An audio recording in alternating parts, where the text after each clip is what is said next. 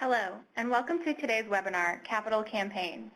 I am Alyssa Curtis, and I will be the moderator for this webinar, presented by the National Healthcare for the Homeless Council as part of our spring virtual training with support from the Health Resources and Services Administration and the Bureau of Primary Health Care. This session is being recorded. Our session today is a 60-minute presentation with the last 10 to 15 minutes reserved for Q&A. There's a chat box below the presentation slides for participant questions and technical issues. Please type your questions or technical issues in the chat box at any time during the presentation. A select number of questions will be answered at the end of the presentation during the Q&A session. Remaining questions will be logged and provided to the presenters for written responses after the webinar. If you're having technical issues, you can also call the Council's office at 615-226-2292 for assistance. This session is accredited for 1 continuing medical education credit hour through Vanderbilt University Medical Center. If you plan on claiming credit, please copy the information located in the CME Information Notes pod to the right of the PowerPoint slides and follow the instructions. The text-in code will only be available during this session.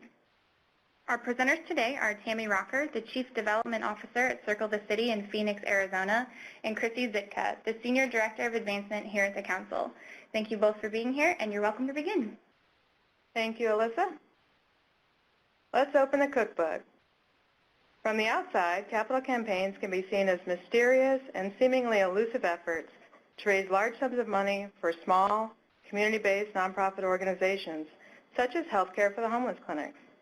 However, we are here to show you in 45 minutes or so that it is possible to conduct a capital campaign if you have the might to carry one out. So what is it? Simply put, a capital campaign is a big fundraising project.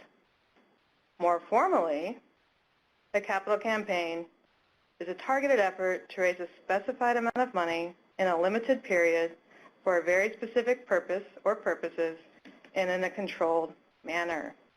Again, a capital campaign is a targeted effort to raise a specified amount of money in a limited duration for a very specific purpose or purposes in a tightly controlled manner.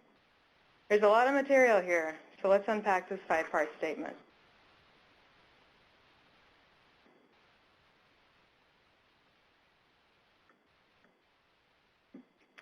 A targeted effort, meaning that it's all hands on deck. Everyone in the organization must be dedicated and all in to the effort to raise significant funds as prescribed. And the key phrase here is as prescribed. To raise a specified amount of money and that your funding wishes will be finely tuned into draft form, much like a draft budget, subject to iteration and stakeholder feedback. In a limited period, planned in advance to run from start to finish from 12 to 36 months or more on average. In addition, feasibility study time of 3 to 6 months should be factored in.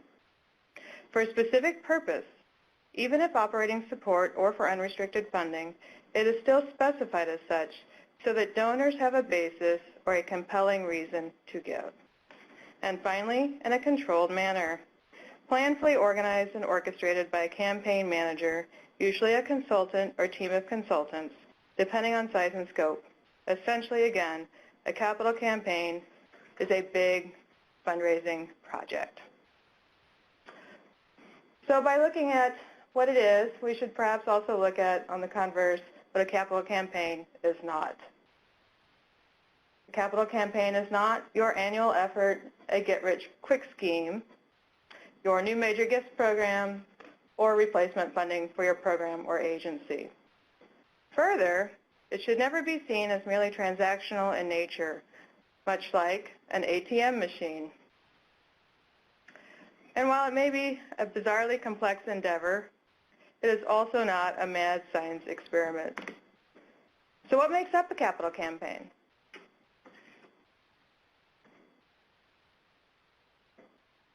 There are basically 5 elements of a capital campaign. Let's take a look. Health center governance or organizational governance. This is your organizational leadership, your board of directors and leadership staff, also authorizing boards, bodies, and networks that you may need for approval. Plans that need funding. Suppose you have need for significant project funding. So think of your needs as one or more mini projects. They may be in concept form, and you can feel free to dream out loud in this case.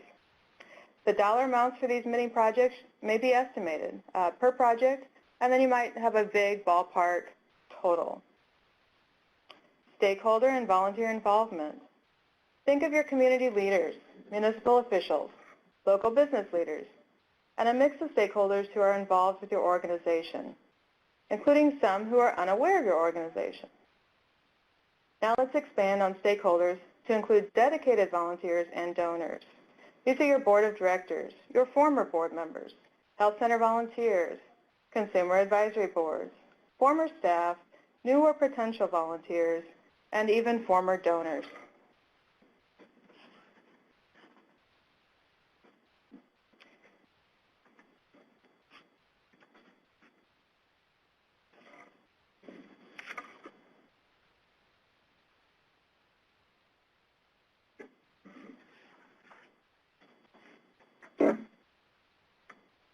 For your convenience, these 5 elements are broken down in the next 2 slides. They're included in your master's slide deck. It's 5 elements. I don't know of a nonprofit organization that would consider itself to be successful in conducting its mission if it does not contain and conduct these 5 elements in good fashion. So the nuts and bolts. Now that we know the 5 elements of a capital campaign, let's look at how we sign up for one. Great, so you want to conduct a capital campaign. How does that work? Much like the process of hiring a contractor or bidding for expensive equipment, your organization will want to issue an RFP, or request for proposals. Once the RFPs come in, you will want to vet the candidates with an interview and reference check, much like with hiring staff. Then you sign an agreement. Usually agreements come with a retainer fee or the first payment that allows the firm or consultant to schedule your project and begin their work. A feasibility study is conducted to gauge the likelihood of your campaign success should you move forward with one. We have more on feasibility studies in the next slide. The capital campaign is then conducted typically on the heels of the feasibility study. And pending positive feasibility study report, timelines and financial resources are then committed by the organization. A note on fees.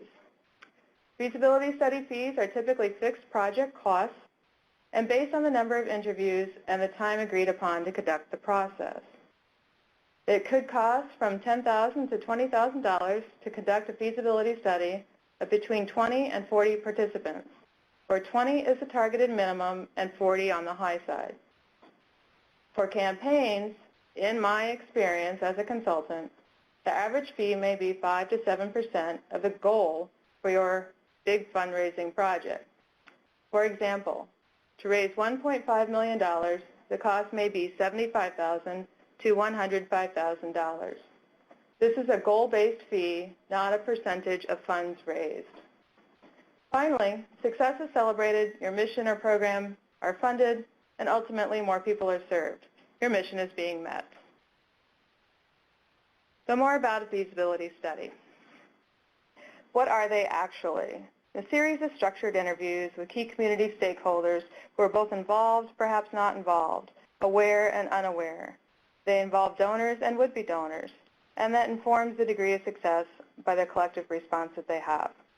Essentially, it's a mini qualitative research project designed to provide specific feedback to achieve greater campaign outcomes. Does it sound familiar? Yes. It's a research project.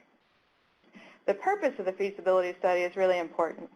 It informs constituents about a proposed project, measures reaction, and gauges individual interest. It seeks the feedback of potential campaign leaders and community opinion leaders.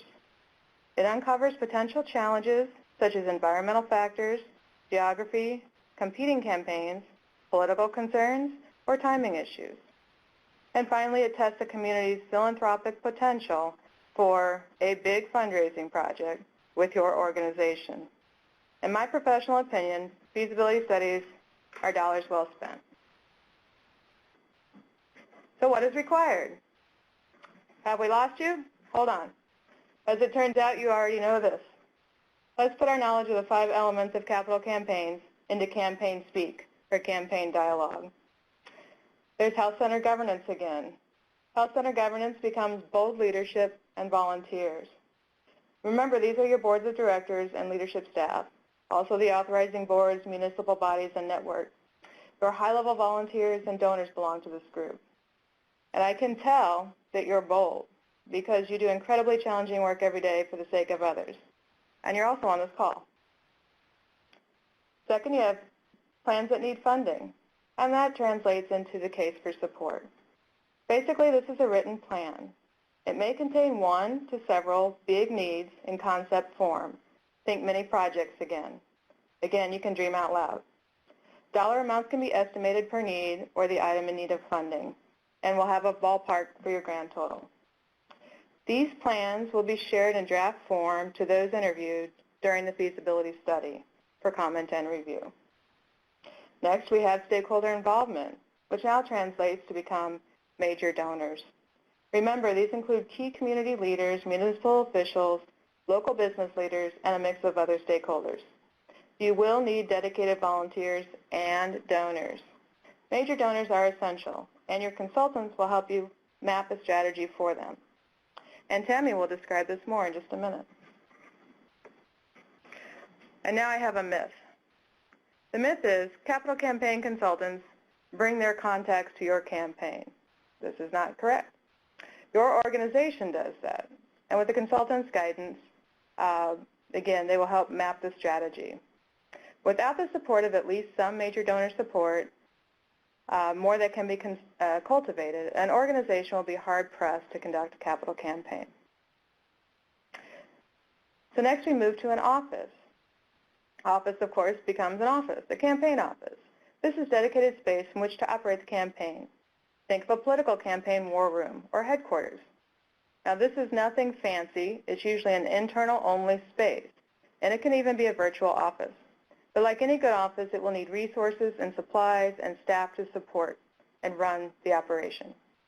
Finally, the plan of action translates to a solid campaign plan. The campaign is a meticulous process, worthy of an arsenal of tools. Think of quality tools like Gantt charts. Leadership staff and volunteers will need comfort asking for gifts over and over in a timeline that makes sense.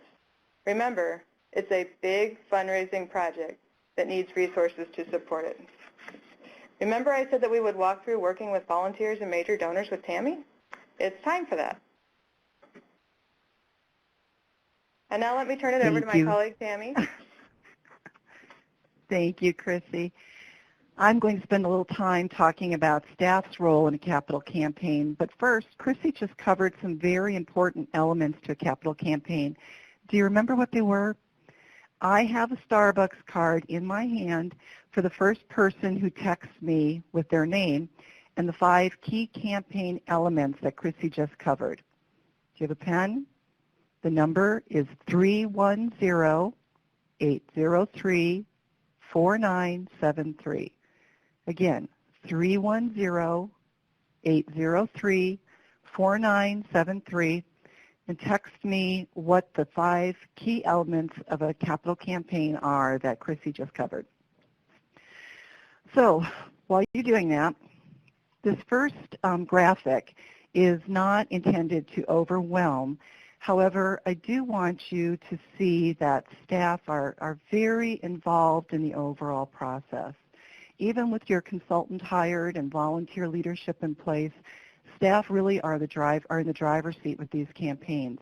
They ensure that things are being done from prospect identification all the way through stewardship. And let's talk for a minute about prospecting, because those major donors, finding those connections, as Crissy referred to, is going to be key to the success of your campaign.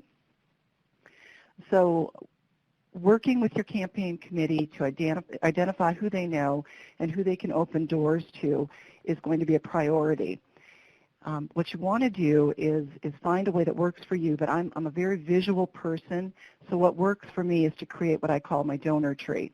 Using a large whiteboard, I used to have one in my office that nearly covered an entire wall. With committee members, I'll draw a circle for each member and write their name inside that circle. Then we build branches from the circle of high-level prospects, adding individuals from that they're sure that they know. Clarifier here. Only names go on the board where someone has a personal connection. I like to tell them that this has to be someone that if I asked, they could pull their phone out and make a call and get a meeting with them. So I refer to it as no throwing spaghetti at the wall. Someone might say, Oprah Winfrey has a lot of money. We should ask her. Well, unless someone has Oprah's cell phone, she doesn't go on the wall.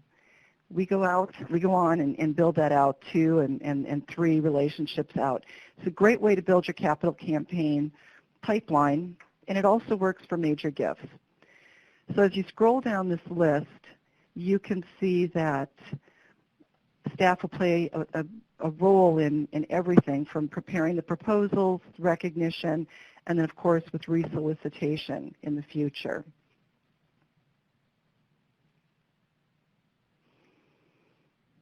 So let's talk a little bit more about some of those responsibilities in planning for your campaign. Preparation will be a big part of how you get things going. Create your solicitation plan, and this should include a gift chart. A gift chart is a great planning tool to tell you how many gifts and prospects you're going to need to raise a specific amount of money. So here's an example, and there's so many tools like this that are out there, but this one in particular is for a $50,000 campaign, and you can see that they've identified that they would need to have at least one $5,000 gift, and then in planning for that, they know that they're going to have 4 prospects. It will probably take 4 asks to get that one gift. So it's a great planning tool. Gift charts come from the observation that giving is a pyramid. In just about any fundraising campaign, most of the money will come from just a few donors, with the rest donated in more modest amounts, but by more people. So once you have your gift levels and your donor pipeline in place, what you'll need to do is spend some time looking at your potential sources for these gifts. Donor research is critical. Go back to that donor tree that you create with your campaign committee, and you need to research all of those individuals. The more that you know about your prospect, the better prepared you're going to be to develop a personalized request.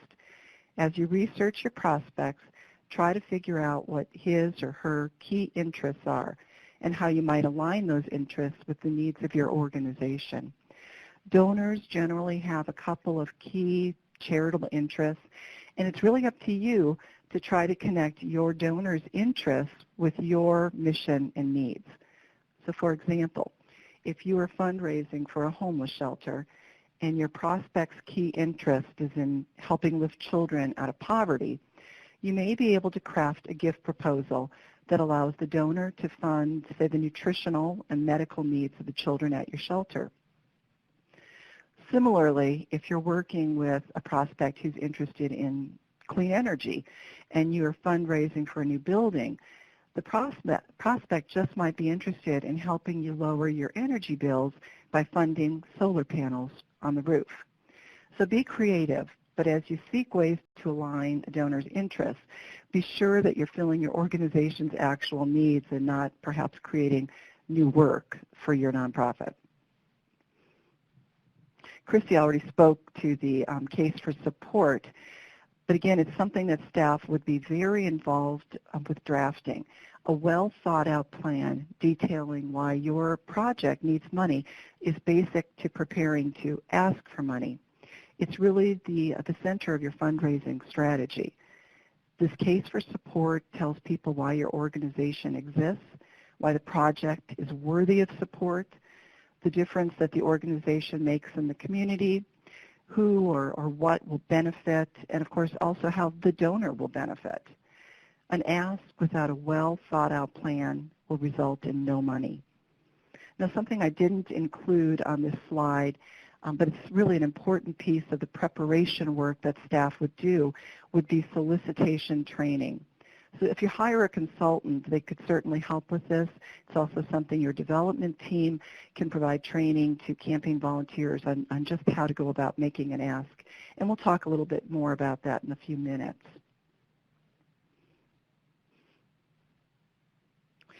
So planning for your donor meeting. Now, when you have those things in place, you can start planning for this meeting. In each donor meeting, you'll need to identify who's going to be your ask team. Whenever possible, use 2 people. This number is ideal for any ask, and team members can feed off of each other's energy and enthusiasm. While one member of the team is speaking, the other can and should be a human sponge, absorbing the eye contact, body language, the tone of voice of the person that's being asked, and they can judge his or her level of comfort.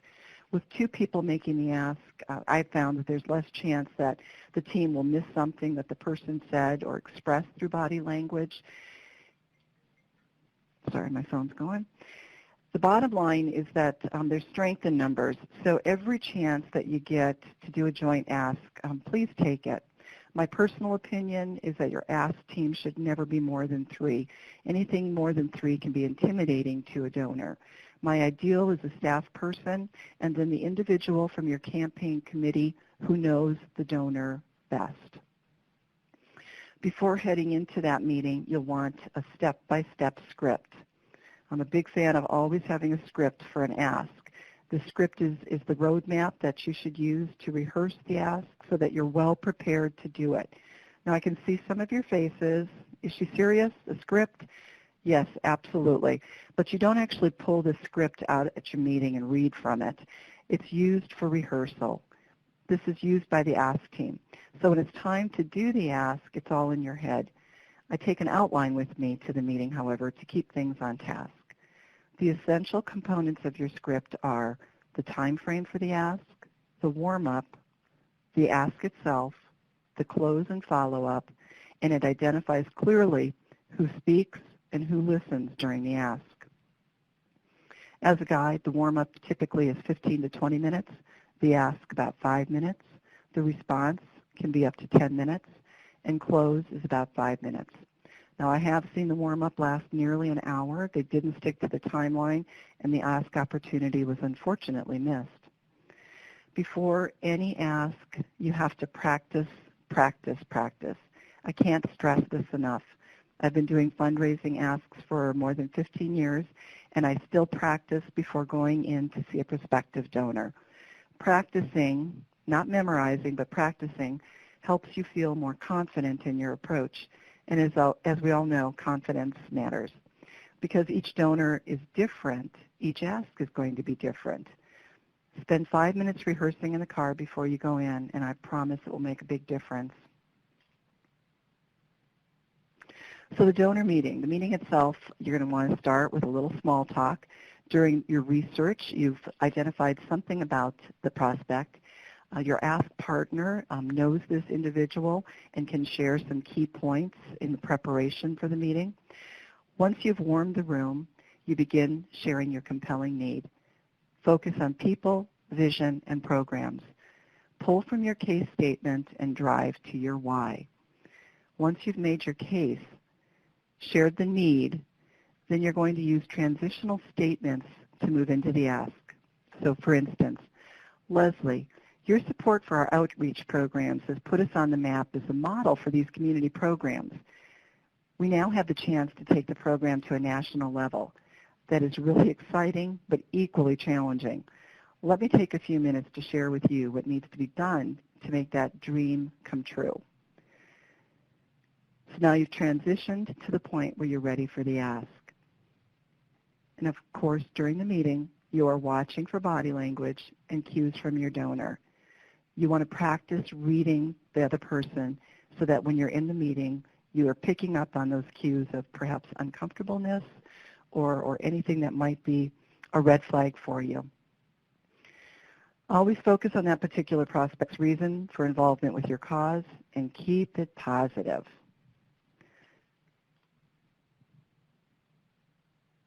So making the ask. The ask needs to be articulate, crisp, and concise. There are two simple sentences that are needed to make an effective ask. One that states the amount, and the other states the purpose of the ask. So, an example. Jay, we only ask this of our top donors.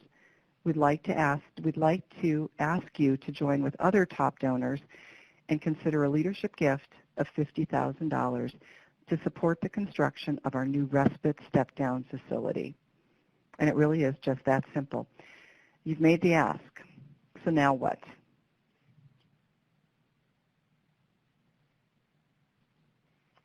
Shh. In all seriousness, just be quiet. No one on the ask team should speak until the donor responds. Now this can be a few minutes, and even just 1 minute of silence can make some people very uncomfortable. And what happens is that you have a tendency to just start rambling, to just talk, to fill that quiet, that empty space, and you can talk yourself right out of an ask really quick. So you have to just wait. They'll respond. The donor will respond when they're ready. I've waited up to 10 minutes. You have to give them time to reflect and to think about what you've asked, and they will say something. So let's recap the key components of the ask. Be a good listener as well as a presenter. Always be your own charming self. Ask for a gift in a particular range and be specific. And always ask for enough. So this is really an important point. When you're doing your research and you find that a donor has made a $100,000 gift to a similar organization to yours, you certainly don't want to sell yourself short and go in and ask for $5,000. You know that they have a passion for what you do. So make sure that you're doing your research and you go in and you ask for enough. Remain positive throughout the entire meeting. Make sure that you and your fellow ask team have made your own gifts before soliciting someone else. Donors will ask if the leadership has made a gift. So always make sure that that's done before you start with your asks. Know your prospect, do your homework, and tailor your presentation to that donor's interests. And then try to anticipate possible objections and be prepared with answers. Now before we move into the close, what if the donor does say no? What if they say not right now, but maybe next year? Is that a loss? Well, not necessarily. With a good fallback plan, you can turn that into an eventual yes. Go into your ask knowing what you will say if the donor says no. Find a way to keep the donor engaged or get him even more involved. Perhaps invite him or her to volunteer or to serve as an advisor. So that the next time you ask, the answer will be a yes. But please understand, you are going to get some no's, and that's okay. Even the best, most experienced development professionals receive a lot of no's. You can't let them get you down, and you can't let them defeat you. So knowing that there are going to be no's, you always have to go into a meeting expecting a yes. Attitude really matters in fundraising. And if you go into a fundraising ask assuming that you'll get a no, then you probably will. Remember that your mission matters, what you provide in the community is important, and go into every fundraising ask to express that and expect a yes and asking for a yes. All right, take a deep breath. You've made it to the close. So at this point, what you're going to want to do with your donor is wrap it up, restate their commitment, or if they wanted time to think about the gift, talk about that timeline, identify a time that you're going to reconnect in person within the next 7 to 10 days. And it may be time consuming, but stellar follow-up on every ask that you make is mandatory. This includes sending a handwritten note, send them immediately any additional information they requested, maybe some data, budgets, testimonials, and then always leave them with a written proposal as a record of your request. Most importantly, be sure to thank them. Now, there are times with an ask when you need to pull in the big guns. Fun fact, there are very few major gifts that are ever given to an organization without the direct involvement or presence of the CEO or top leadership. So there are specific times when you want to call in the CEO, and that's when your CEO has a unique personal connection to the donor. when when this is a CEO of another organization or business, when the donor you're meeting with is a top community leader, and certainly anytime it's a solicitation for a particularly large gift. You can keep your CEO involved throughout the capital campaign by having him or her host CEO roundtables. They should certainly be an active member of your campaign steering committee. They need to give a gift that's of their ability, but it will be something that donors ask, and they should be a part of the solicitation team for all lead gift presentations. Now, occasionally you'll run into top leadership that's just, they would rather give up their summer vacation than have to make an ask. And that's okay. They should still be part of the meeting, and then your top development officer should make the ask. But they should still be part of the meeting even if they're not comfortable making the ask. So my final slide here is just a quote from Laura Fredericks. She's a fundraising consultant. And it's just, it makes a good point. The ask itself was going to take up about 25% of your time. But that follow-up that's so important really does take about 75%. And I'll also just point out that Laura has written a great book. It's called The Ask. And if you are thinking about embarking on a capital campaign, I'd pick it up. It's a great read, and she has some great coaching and counsel within the book. So, Crissy, I'll turn it back to you. Thanks, Tammy. Now, let's put it all together on a timeline. Feasibility studies are typically considered the first phase of a capital campaign. Some nonprofits issue separate RFPs, as I mentioned earlier, one for a feasibility study and one for a capital campaign. But it's really essentially the very first formal step in a capital campaign. The feasibility study timeline is generally 3 to 6 months. And this is from the hire date of the consultant or consultants to completion. Completion consists of a written report with findings from the study, usually with a go or no-go conclusion and the dollar amount tested and estimated to raise. Again, that's 3 to 6 months. After the feasibility study, there are 3 basic phases of the capital campaign outlined below: planning phase, quiet phase, and the public phase.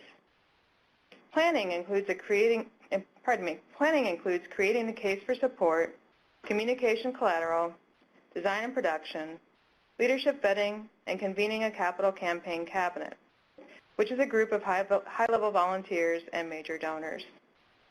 It also includes prospect research, creating and honing lists of potential major gift supporters, including timelines, volunteer assignments, and profile development.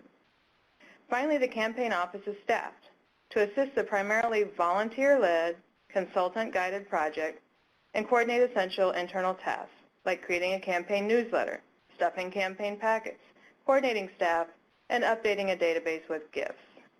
That process usually runs 3 to 6 months. The quiet phase, often referred to as the silent phase, is the heavy lifting period in the campaign. This time represents a majority of actual gift solicitations, or more bluntly, asking folks for money. The period is long because, as Tammy discussed, the effort is meticulous and involves many individuals repeating the process of the ask in hundreds of iterations. Also, a period of donor or prospective donor contemplation factors in, as it takes a realistic amount of time for conversations with all of the parties that drive decisions for gifts of magnitude to be realized. It is a rare occurrence that a sizable gift is made on a whim or in direct response to an ask. Think of yourself as a donor. How long would it take you to hand over $10,000 or $20,000 or even $500? It's an investment in your organization, and investments take time. Again, as you just learned from Tammy, this is a blend of art and science, mixed with patience, humility, and decorum. As such, this process takes from 12 to 36 months, or roughly 1 to 2.5 or 3 years even. Finally, the public phase is when the capital campaigns are announced in the media and actually publicized. This is why you hear reports of successful efforts that are nearly at their goal, because the heavy lifting was done earlier, and now the tide turns to celebration and publicity that garners broad public support, followed by celebrations of a successful campaign. And this phase usually runs 6 to 9 months. So there we have the timeline. Finally, let's bring it home. By now you realize that while fulfilling a big fundraising project is not easy, it is possible. It's possible for community organizations such as yours to conduct a capital campaign, and not just conduct a campaign, but run a successful one. So what are the predictors for success? You already know them. They are your 5 elements of a successful capital campaign, effectively firing on all cylinders. Your feasibility study is your friend. Do not try to guess whether you should go forward or overestimate your own degree of success using these items. Instead, invest in the feasibility study. Watch the returns roll in. Using a simple stoplight analogy, just remember, always stop on red, use caution during yellow, and go forward on green. From the feasibility study, your consultant should tell you where your predictors fall in a simple stoplight fashion. If you have low levels of each or many of these 5 items, you should likely not proceed with the expense and effort of a campaign. If you have moderate to high levels on some, then plan to proceed with caution. And of course, many items at high levels could mean go for it. And on that note, we end our presentation. My thanks to Tammy Rocker at Circle the City in Phoenix, Arizona for co-presenting this webinar, and we will now take your questions. Thank you, first, guys. Chrissy, Go ahead, can we Tammy. announce the winner? Because I'm so excited for her. Marstonia Butler from Jackson Hines Comprehensive is the winner of the Starbucks card. She was the very first. Gosh, a lot of you texted in, so thank you all for playing. That's excellent. Congratulations. And thank you guys for being here today. As we wait for questions to roll in, I think I have a couple that are just top of mind. In your professional experience, where along the timeline do you see most people falter or lose motivation to continue on? Because it is a very lengthy process. So where are the pitfalls that people tend to fall into? Well, I might recommend that it is during the quiet phase or the silent phase. It is a long period and sometimes akin to being lonely in the desert. And without the shored-up support of the campaign office and the consultant team, and that's where consultants really can be worth their money. You really need that constant motivation, especially working with a volunteer-led effort, which typically campaigns are. Tammy? Oh, I would absolutely agree with you. I think that if you have a period of getting several no's in a row, if you have queued up several big asks and they resulted in no's, I think that becomes defeating. And you just have to keep in perspective that sometimes it takes 7 or 10 before you get to that yes again. And I know that's a very defeating experience. Absolutely. It reminds me of being one of those sales people that work at the kiosks in the mall, and how many times, mall walkers just walk right on past, and they're very used to hearing no. Do you guys have any strategies for dealing with that sense of being defeated, or how do you maintain your own motivation if you are the cheerleader for the campaign office or if you're the consultant? Well, Crissy, I'll start. I think it's important, and this is something that I really stress with my team, is that you can't take it personal. They're not saying no to you personally. They're saying no to that ask, and so you just can't take it personal, and you can't internalize it. And people who are in fundraising just become very resilient. You just brush yourself off, and you get back up again. That's very well put, Tammy. In fact, I would agree that it's essentially a donor providing feedback, and so it informs your next step with them because it's all about relationships. And again, the donor's not the ATM machine. It's not a transaction one and done, regardless of their response. And so it really just informs not only your next step, but how to move the relationship forward. They're giving you cues at all times. Got to work on our receptive skills then, and relationship managing, not just the building, but the managing. Still waiting on some questions to come on in. Is there anything you guys want to elaborate on that we may have kind of glossed over for time, or that you were reminded of just during the presentation? I might run through some effective case statements. Tammy, would that be all right with you? I think that's a great idea. Okay. When I was a consultant, I would often get questions about what should be included in a case statement. And again, I would take those visions, jumped out loud, and we would begin cobbling together a case for support or a case statement. And sometimes they would come in draft form, sometimes pencil form, sometimes literally just ideas flowing out of one or more individuals' heads. And so I became pretty masterful at compiling the elements of a case statement. But basically, successful fundraising does depend on forming, framing, and maintaining relationships with a sufficient donor base that combines many small gifts with few key gifts and follows the pipeline. And so, again, the outstanding cases for support or case statement effectively frames the campaign for the leadership and the volunteers, again, to help them cultivate donors to make, again, sacrificial gifts. So required elements for a case statement to be effective would include a brief organizational history and purpose. They would be focused on mission-based activities. They would highlight some recent or current successes. They would provide a few key data points. They would cite a clear and easily understood need. And there may be a before and after, or from here to there scenario. Think with a Capitol building, of course, there's the rubble and then the building.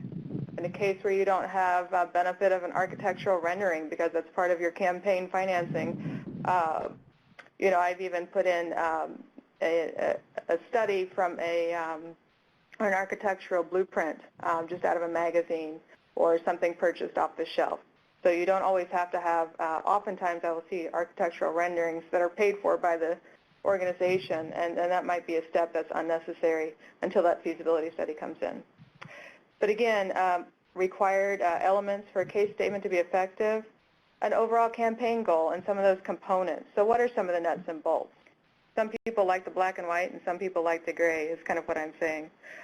You might include actual or current former client stories, photos and testimonials, a lot of visual cueing in a case statement and not so many words.